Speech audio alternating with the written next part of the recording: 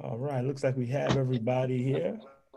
Okay, so my name is Jive Poetic. Very excited to be here with you all tonight. Well, I don't know if it's night everywhere. Sometimes I think because because I'm used to performing in the same place that everybody's here. It's either night or day, but actually we're in the virtual world. So welcome to being with us at whatever time it is in the world where you are right now. And we're very excited to share some poems with you. So tonight we have Advocate of Words, myself, Jive Poetic, and we have, is it JF Siri or do you just go by Siri? Is it JF Siri? Just Siri? Okay. So what we're going to do is we're going to share some poems with you, and then we're going to introduce Ekene, who's one of the curators of this event, and we're gonna keep the show going. So welcome everybody, and I'll go first. I'll go first. This poem is dedicated to my grandparents and anyone else who found themselves coming to this country, hoping that their voice will count and they will be welcomed. And sometimes they were greeted with some hostility. And I'll let the poem speak for itself. Rolling ocean, crashed between her toes, sand built the coastline. She tight roped yesterday to her back. Facing tomorrow with the Panamanian sun set in the most black of her mouth, full of clumsy English, rickety on her Spanish tongue, shuffling Caribbean accent marks inconspicuously. She blended in Jamaica, where Cuba gave her the sun she spoke clumsy to in Canada. West Indian camouflaged her Panama, invisible, mistress of the skies, toggling West Indian syntax, translucent at the border in full masquerade. My grandmothers were dream catchers, hopscotching countries, jumping identity double Dutch, watching greener shades of brown grass darken every time she landed behind the language barrier she clutched. Yesterday's tongue under today's image, exercising her phonetics to flip acrobatic English easier for her. Foreign tongue was Spanish in Jamaica, Jamaican in Canada, Canadian in New York, reaching for citizenship, red taped out of range with immigration on her heels until her last breath evaporated above Los Angeles, as black as planned. Her maple leaf colored children sifted accent free, obscure behind Jamaica. Panama was blindfolded, monolingual. My tongue now rolls as rickety as her English did 3 countries before, one cold shoulder ago. Latin America recognized me no more than Jamaica did. Call me American boy. Under breath, over unbroken speech patterns lost in translation, I felt invisible, visibly in neither command of enough Spanish nor patois to correct the secrets hiding her inside me, undetectable. Even in death, she lives around the border of my eye, while I, tongued away from the language she learned to speak in the New York of my tongue, 2 generations away, and I'm in the dark of this dance hall.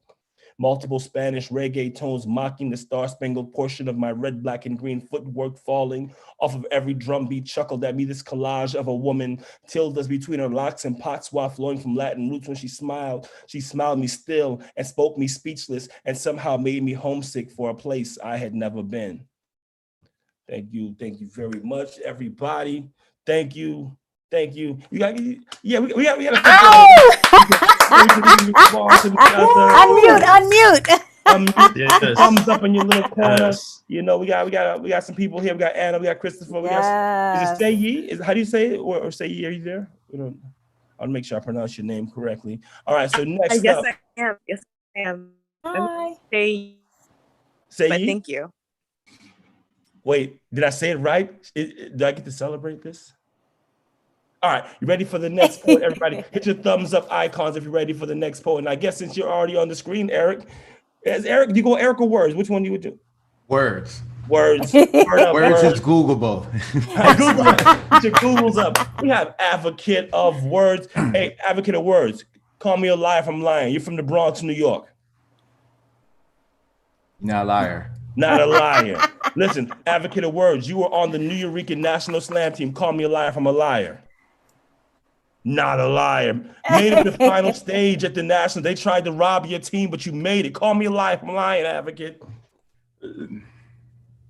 Can't do it. Can't do it. Can't do it. Could have played for the Yankees, but he chose to be here with us. Call me a liar, Advocate of Words if I'm a liar.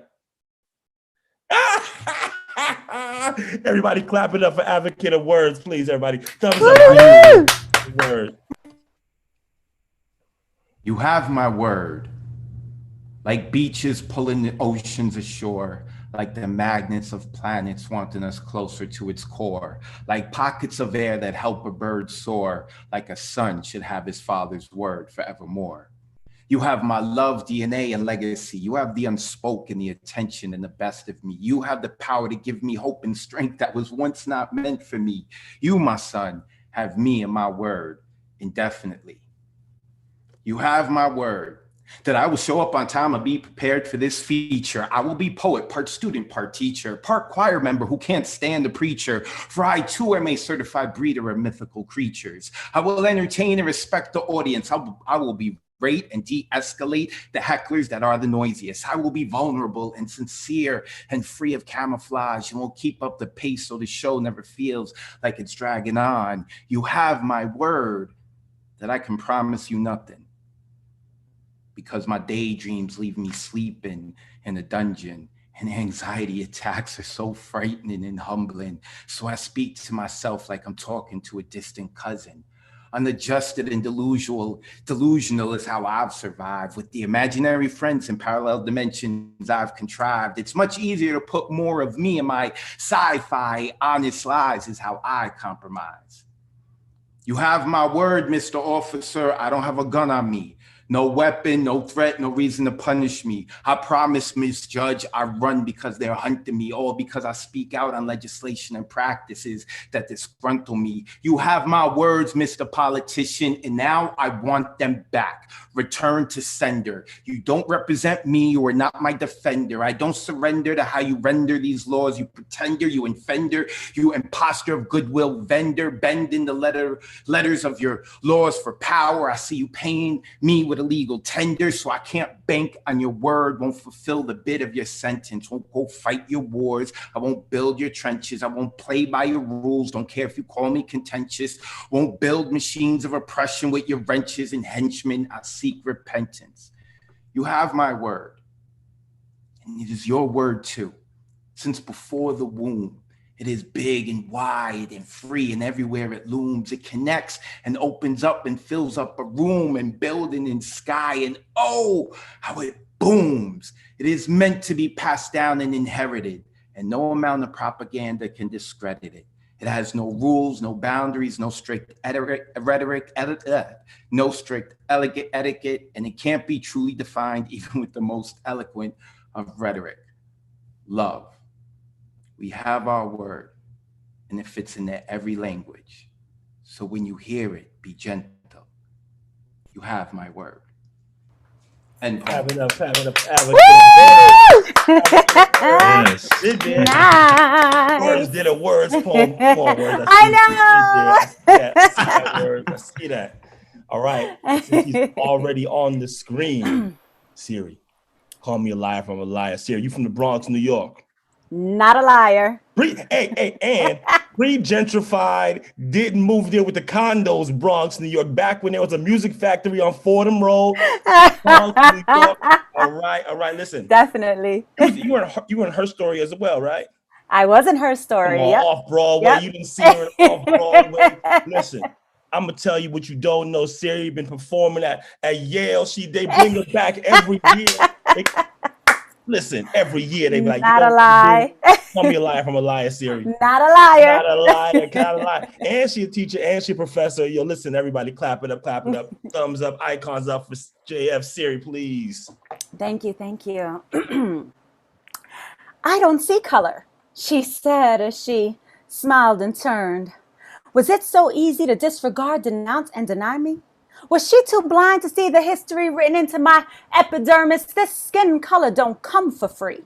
I've been charged, done paid the price. Too many shades removed from my African ancestry. And she said, I don't see color. How could she so conveniently ignore the weight that I bore, the brunt of stereotypes, miseducation, and misunderstandings, people's prejudices playing favorites with me? Did she think that she could erase my past with one sweeping stroke of a sly tongue, trying to avoid the consequence of seeing me? Did she think that I would shrivel up, let go, accept her desire to wipe me out of history, and a collective memory reminding folks of what brownness truly means?